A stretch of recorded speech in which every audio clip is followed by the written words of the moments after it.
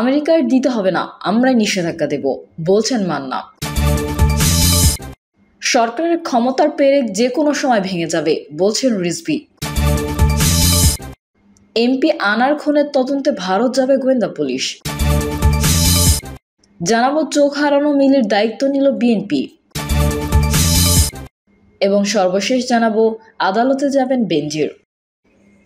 এতক্ষণ শুনছিলেন সংবাদ শিরোনাম, এবারে বিস্তারিত।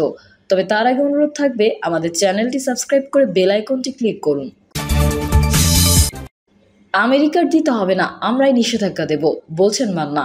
সাবেক সেনাপ্রধান আজিজ আহমেদের উপর মার্কিন নিষেধাজ্ঞা প্রসঙ্গে নাগরিক ঐক্যের সভাপতি মাহমুদুর রহমান মান্না বলেছেন, নিষেধাজ্ঞা যদি ঠিকমতো হয় তাহলে শুধু সেনাপ্রধান খাবেন না, তৎকালীন রাষ্ট্রপতিও খাবেন, এখনকার এবং তখনকার যে প্রধানমন্ত্রী ছিলেন সেই প্রধানমন্ত্রীও খাবেন। অপেক্ষা করেন, আমেরিকার নিষেধাজ্ঞা দিতে হবে না, আমরাই আপনাকে স্যাংশন দেব। সেই পথ তৈরি হচ্ছে, সেই পথে মানুষ এখন যাচ্ছে। আরও নিষেধাজ্ঞা আসছে উল্লেখ করে মাহমুদুর রহমান মান্না বলেন, সরকার সমস্যা আছে, তার তৈরি সেনাবাহিনী প্রধানের নামে আমেরিকা নিষেধাজ্ঞা দিয়েছে, দুর্নীতির কারণে দিয়েছে। দুর্নীতির মাধ্যমে ব্যবসা পাইয়ে দিয়েছে নিজের ভাইদের, দুর্নীতির মাধ্যমে খুনের আসামি ভাইকে জেল থেকে মুক্ত করে দিয়েছে। সেই আদেশে রাষ্ট্রপতি সই করতে হয়েছে। তিনি বলেন, এই সরকার সবখানে দুর্বল। জনগণ বলেছিল 5 বছর টিকে থাকবে, কিন্তু 5 বছর টেকার কোনো কারণ নেই। যেদিন একসঙ্গে রাস্তায় নামবেন, ঠিক মতো নামবেন, সেই দিন ঘন্টা বেজে যাবে। সব পেশার মানুষ জেগে উঠেছে, জাগছে, আগামীতে আরো বড় সুসংবাদ পাবেন। সরকারের ক্ষমতার পেরেক যে কোনো সময় ভেঙে যাবে, বলছেন রিজভী। বিএনপি সিনিয়র যুগ্ম মহাসচিব রুহুল কবির রিজভী বলেছেন, আসলে সরকার চাচ্ছে জাতিকে একটি শৃঙ্খলা আবদ্ধ করতে, কিন্তু সরকারের ক্ষমতার পেরেক যে কোনো সময় ভেঙে যাবে। রিজভী বলেন, আজ দেশের নাগরিকদের সব অধিকার হরণ করা হয়েছে।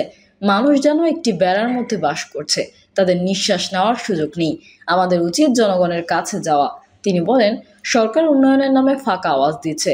যমুনা সেতুতে রেল লাইন থাকা সত্ত্বেও আরেকটি রেল সেতু করার সমালোচনা করে তিনি বলেন, অথচ সিগন্যাল সিস্টেম উন্নত করা এবং ডাবল লাইন করলেই কিন্তু যানজট ও জনগণের ভোগান্তি হতো না। বিএনপির সিনিয়র যুগ্ম মহাসচিব বলেন, আজকে প্রধানমন্ত্রী বলেন তিনি বঙ্গোপসাগরে ঘাঁটি করতে দেননি বলে ষড়যন্ত্র করছে। আপনি যাদের বলছেন তারা তো বাংলাদেশে অবাধ ও সুষ্ঠু নির্বাচন চাচ্ছেন। এমপি আনার খুনের তদন্তে ভারত যাবে গোয়েন্দা পুলিশ। ঝিনাইদহ 4 আসনের সংসদ সদস্য আনোয়ারুল আজিম আনার হত্যার ঘটনা তদন্ত করতে ভারত যাবে ঢাকা মহানগর গোয়েন্দা পুলিশ। আজ শনিবার রাজধানীর মিন্টো রোডস্থ ডিবি কার্যালয়ে এক সংবাদ সম্মেলনে অতিরিক্ত পুলিশ কমিশনার মোহাম্মদ হারুনুর রশিদ এই তথ্য জানান। তিনি বলেন, ভারতীয় পুলিশের 4 সদস্যের একটি দল বর্তমানে এই হত্যার ঘটনাটি তদন্ত করছে। আজ রাতে অথবা আগামীকাল ভোরে আমি সহ ডিবির কয়েকজন কর্মকর্তা তদন্তের কাজে ভারত যাব। সাংবাদিকদের এক প্রশ্নের জবাবে তিনি বলেন, হত্যাকাণ্ডের অনেকগুলো কারণ হতে পারে, এর মধ্যে পূর্বশত্রুতা থাকতে পারে, আর্থিক লেনদেন সংক্রান্ত ও রাজনৈতিক বিষয়ও থাকতে পারে। তিনি বলেন, এমপি আনার হত্যা মামলা তদন্তে ভারতে যাওয়ার বিষয়ে ঊর্ধ্বতন কর্তৃপক্ষের সাথে কথা হয়েছে। কর্তৃপক্ষ বলেছে, ডিবির একটি 3-4 জনের টিম যেন ভারতে যায়, এজন্য আমাদের জিও হয়েছে। আজ রাতে অথবা আগামীকাল ভোরের মধ্যে ডিবির 3 সদস্যের টিম ভারতের উদ্দেশ্যে রওনা হবে। উল্লেখ্য, গত 12ই মে ঝিনাইদহ 4 আসনের সংসদ সদস্য আনোয়ারুল আজিম আনার চিকিৎসার জন্য ভারতে গিয়েছিলেন। ভারতে যাওয়ার 2 দিন পর তার আর কোনো খোঁজখবর পায়নি তার পরিবার। এরপর পরিবারের সদস্যরা স্বরাষ্ট্রমন্ত্রী আসাদুজ্জামান খানকে জানালে বাংলাদেশ পুলিশ ভারতের পুলিশের সাথে যোগাযোগ করে। ভারতের পুলিশ বাংলাদেশ পুলিশকে এমপি আনার খুন হয়েছে বলে নিশ্চিত করে। চোখ হারানো মিলের দায়িত্ব নিল বিএনপি। বিগত আন্দোলন সংগ্রাম ঘিরে চোখ হারানো নওগাঁ জেলা যুবদলের সাবেক যুগ্ম সম্পাদক কোহিনুর ইসলাম মিলের চিকিৎসার দায়িত্ব নিয়েছে বিএনপি। উন্নত চিকিৎসার জন্য বিএনপির ভারপ্রাপ্ত চেয়ারম্যান তারেক রহমানের পক্ষ থেকে তাকে নগদ আর্থিক সহায়তা প্রদান করা হয়। বিএনপির নেতারা জানান, বিক্ষোভ কর্মসূচিকে ঘিরে 2021 সালের মার্চে নওগাঁয় পুলিশের সঙ্গে বিএনপির নেতাকর্মীদের সংঘর্ষ হয়। পরিস্থিতি নিয়ন্ত্রণে police tear shell, rubber bullet ও ফাঁকা গুলি ছুড়ে। এতে আহত হন কোহিনুর ইসলাম মিলি। পরে চোখ হারান তিনি। বিগত আন্দোলন সংগ্রাম ঘিরে নওগাঁ জেলা যুবদলের অনেক নেতাকে গ্রেফতার করা হয়। দ্বাদশ সংসদ নির্বাচনের পর তারা পর্যায়ক্রমে জামিনে মুক্তি পান। অনুষ্ঠানে কারামুক্ত ওইসব নেতাকে ফুলের মালা পরিয়ে বরণ করে নেন নেতারা। একই সঙ্গে আন্দোলন সংগ্রামে ত্যাগের জন্য তাদের ধন্যবাদ জ্ঞাপন করা হয়।